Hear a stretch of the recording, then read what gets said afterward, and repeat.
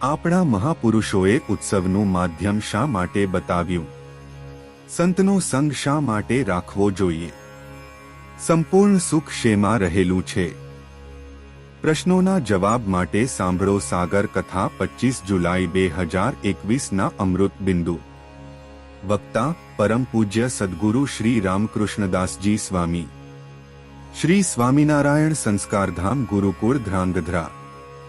જે લોકો સમયનું મૂલ્ય સમજે છે, સમય એને અમૂલ્ય બનાવી દે છે.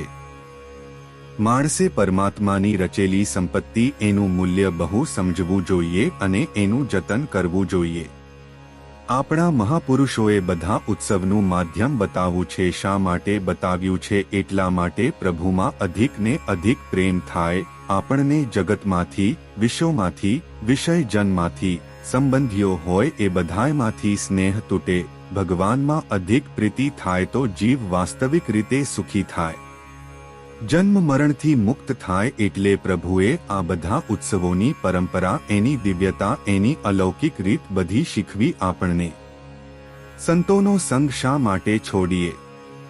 જે સંતના સંગે કરીને તો ચોર હતા તે બધા શાહુકાર થયા, દૈત્યને દાનવ હતા તો તે બધા દૈવ થયા, વિકારવાન હતા તે બધા ત્યાગી થયા. ભગવાને આપણને સમય આપ્યો, અવસર આપ્યો અને એ અવસર વધાવી લઈએ. એ અવસર પ્રમાણે જીવનને આપણે થોડોક વળાંક જો દઈએ, આપણા વિચારોમાં થોડોક બદલાવ લાવીએ અને જે અવળી દિશામાં કે અવળા ચીજવસ્તુ પદાર્થમાં સુખની ખોટી આકાંક્ષાના કારણે અને ઝાંઝવાના નીરની અપેક્ષાની જેમ માણસ ખોટો સમય બગાડતો હોય છે, હવે એને જો આ બાજુ જોડી દે પરમાત્મા તરફ, સદ્વિચારો તરફ, મહાત્મ્ય તરફ, ભગવાનની ભક્તિ તરફ, ત્યાગ વૈરાગ્યાદિકને જ્ઞાનાદિક શુભ ગુણો તરફ જો જોડી દે તો એ ગુણો માણસને એટલો બધો સમૃદ્ધવાન બનાવે કે એટલું બધું એનું મૂલ્ય વધી જાય. રજોગુણી, તમોગુણી માણસો પરમાત્માના ચરિત્રમાં કાંઈ સાચું તત્વ પ્રાપ્ત કરી શકે નહીં.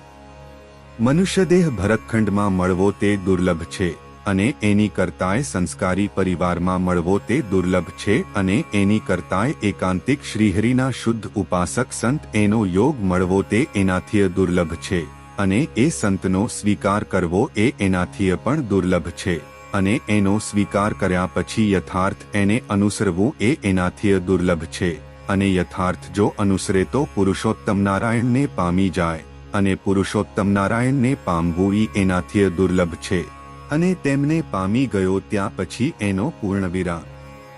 સંપૂર્ણ સુખ તો ભગવાનની મૂર્તિમાં છે, માટે ભગવાનના ભક્તોને એમાં વધુને વધુ પ્રીતિ કરવી.